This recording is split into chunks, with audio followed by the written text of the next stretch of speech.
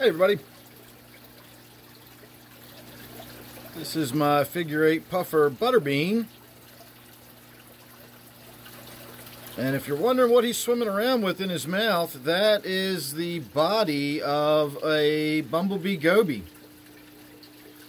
I was just over at one of my tanks collecting snails in order to put them in my 125 that's got my loaches in it. I'm trying to encourage the loaches to eat some higher quality food, maybe even do a little bit of natural foraging activity and see if I can't fatten some of them up.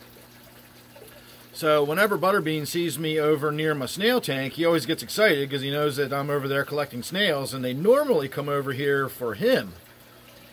And so I felt a little bit guilty after I was done with the snail tank and everything, and I looked over to check on Butterbean to make sure he wasn't, you know, waiting for his snails, assuming I was getting them for him. And I saw him swimming around with something in his mouth, and I couldn't figure out what it was. It took me a second. I had to come over here and get a closer look, but that's exactly what that is. That is a Bumblebee Goby that he's swimming around with. Now, at this point, I'm beginning to wonder if he's holding it in his mouth or if it's just stuck to his face, because I've seen that happen. I've seen him swimming around with, you know, snail meat hanging off of his face, and it's not in his mouth. It's just stuck to him.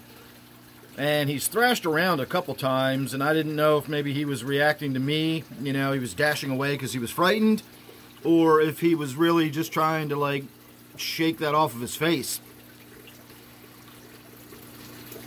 So it's definitely in his mouth, whatever little piece he's hanging on to, whether he's doing it deliberately or not, I don't know, but it's definitely in his mouth. And this is the first time I have ever witnessed this behavior. I've often wondered whether or not the Bumblebee Gobies were safe in the tank with him. Puffers are known to be fairly aggressive. I think Butterbean is probably the world's most timid puffer. I've kept all kinds of fish with him. In fact, I used to keep more fish with him, but I stopped because it stressed him out.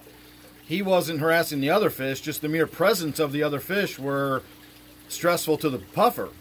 And so eventually I just sort of narrowed it down to having one puffer in a fairly large tank. This is a 40-gallon tank. And then I figured a few small Bumblebee Gobies wouldn't be any big deal. The mollies in here never seem to bother him, although I am down to one molly now. So I am still at a point where I don't know whether... See, it almost looks like he's trying to get it out of his mouth, like it's stuck or something, the way he's backing away from it. Not really sure what I should do about it. I'm just going to let him do his thing. He's not choking on it or anything. I guess it would be the equivalent of me getting in there with a napkin and wiping his mouth down, so I don't really need to do that, I suppose. But I've always wondered whether he actually kills the Bumblebee Gobies and eats them, because I've never been able to keep them for very long. Every time I put them in the tank, I'll put, you know, 6 or 8 of them in the tank, and within 6 months to a year, there's none left in the tank anymore. And I've heard from a lot of people that this is fairly common. They don't seem to last very long. A lot of people can't seem to get them to live more than a year or two anyway. And I've always kind of been curious about it, because it just always seemed like they vanished fairly quickly out of this tank. And I've always kind of suspected that maybe he might hunt them and occasionally take one. I have thrown ghost shrimp in this tank.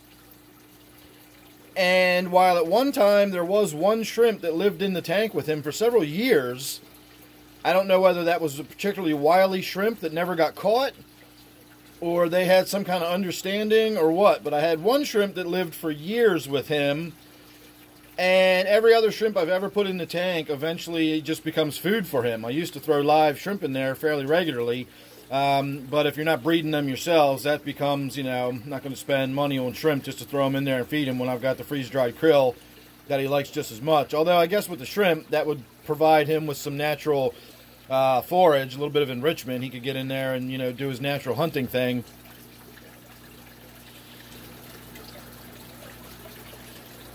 So that's about it, I guess. I don't have anything else to really add. I just wanted to make sure I got some of this on video. I was kind of halfway expecting us to see him devour it the way he does the snails, but it doesn't look like he's going to. I swear it looks like he's trying to get it out of his mouth.